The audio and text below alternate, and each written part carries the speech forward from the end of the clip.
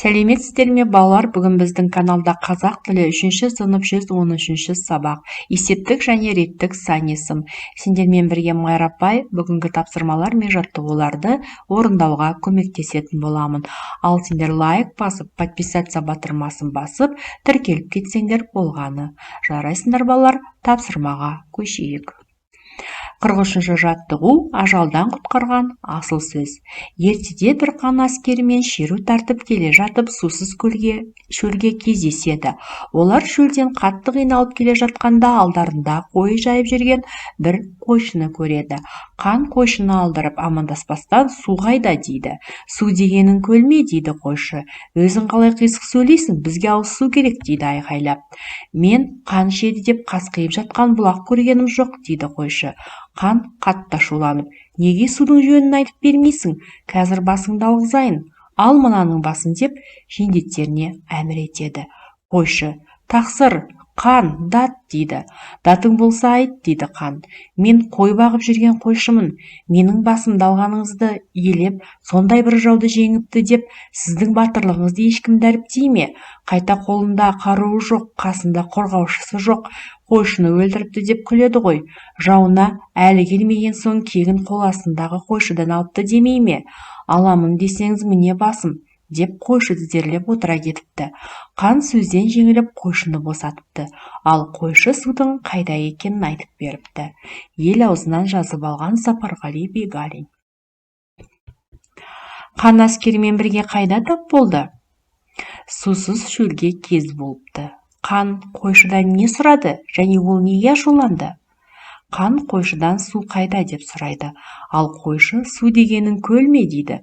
Қан ашуланып бізге ауыз су керек деп айқайлайды. Қойшы қанды сөзден не деп жеңді? Басын алмақшы болған қанға қойшы былай дейді. Менің басымды алғаннан сізге не пайда? Сізді үлкен жауды жеңді деп батыр санай ма? Керісінше жаудың бетін қайтара алмай, қолында қаруы жоқ, қасында қорғаушысы жоқ қойшыны өлтіріпті деп күлкіге айналдырады ғой депті. Ертегі мазмұнын кестеде берілген тақырыптар бойынша топта талқыла. Балалар, бізге мынандай кесте берілген. 4 топқа қан, бірінші топ, яғни бірінші топ қан туралы жазу керек, яғни оның мінездемесін беру керек, немесе қанның айтқан сөздерін жазу керек, яғни бірінші топ қан туралы топта талқылау керек. Екінші топта қойшы туралы талқылау керек, яғни қойшының даналығы, қойшының айтқан жауаптары, сол туралы талқылау керек. Ал үшінші топта қан мен қойшы, яғни қан мен қойшының әңгімесі, олар не туралы айтты, олар қалай бір-бірімен айтысты деген сияқты топта талқылану керек. Төртінші топта ертегінің аяқталуы, яғни ертегі қалай аяқталды, қойшының қандай сөзімен аяқталды, яғни сол туралы топта талқылау керек. Балалар, мен сендерге бұл кестеге мынандай жауап жазып қойдым. Яғни бірінші топта қан туралы, қан қызба мінезді деп жазуға болады. Мысалы, екінші топта қойшы туралы, қойшы аман қалу үшін өзінің даналығын қолданды деп жазуға болады.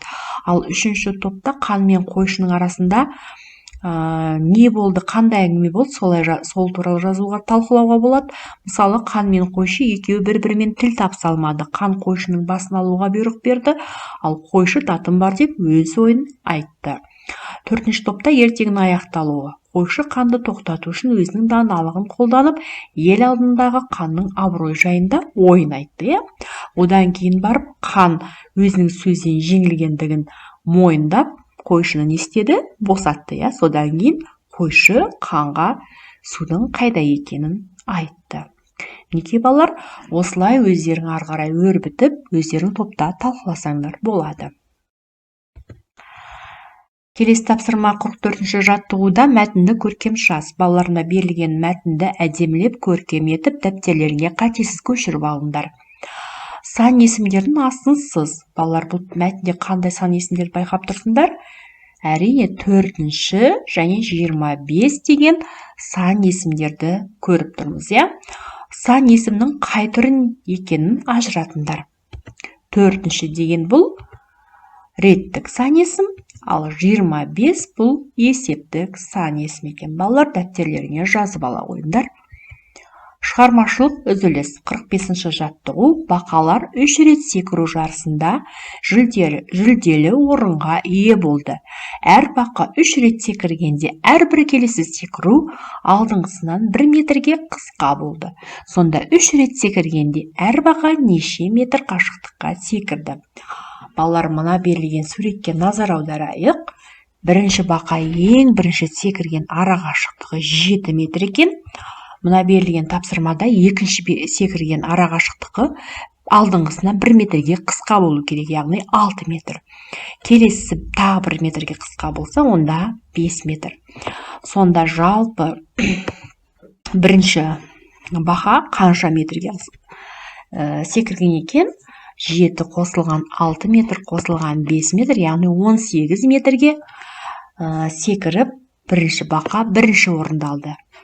Ал екінші бақа өзі алғашқы бізге берілген 5 метр, ал біз одан кейінгі секірген ара қашықтығын өзіміз табуымыз керек. Оны қалай табушы едік, балалар?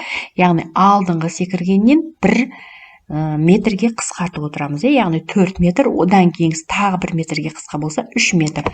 Сонда біздің екінші бақа 5 метр, 4 метр, 3 метрге секіріп, жалпы 12 метрге секіріп, екінші орын алды.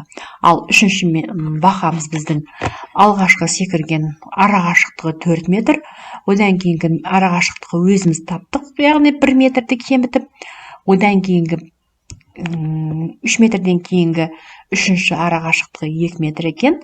Яғни сонда бәрін қосып, біз 4 метр қосылған 3 метр қосылған 2 метр, жалпы 9 метр екенін анықтадық. Және ол үшінші бақа үшінші орынды алған екен. Бізде балалар жауап болсы, дәптерлеріңе жазып ала қойыңдар. 6-шы тапсырмада жаңылтпаштың қатесін түзеп жаз. Құдық күдіксіз құдық, суы суық тұнық құдық. Яғни балалар, бұл жаңылтпашта қандай қате кеткенін байқап тұрсыңдар ма, балалар? Яғни біздің құдық күдіксіз құдық деген сөзде қате кетіп тұр. Яғни қате жазылып тұр, оның орнына болып құдық болу керек. Суы суық тұнық құдық дегенде тұнық сөзінде бізде қате кетіп тұр, емес болу керек, балалар. Олай болса біз қатесіз нұсқасын қайта жазып қояйық. Құдық күдіксіз құдық, суы суық тұнық құдық екен, балалар. Дәптерлеріңе жазып алыңдар. Жарайсыңдар, балалар. Сендерге бүгінгі тапсырмалар өте түсінікті болды деп ойлаймын. Барлық тапсырмаларды дәптерлеріңе қатесіз көшіріп жазып алыңдар. Олай болса, балалар, подписаться батырмасын басып сендер тіркеліп қойсаңдар, барлық жаттығулар сендерге бірінші болып көрінетін болады. Сау болыңдар, балалар.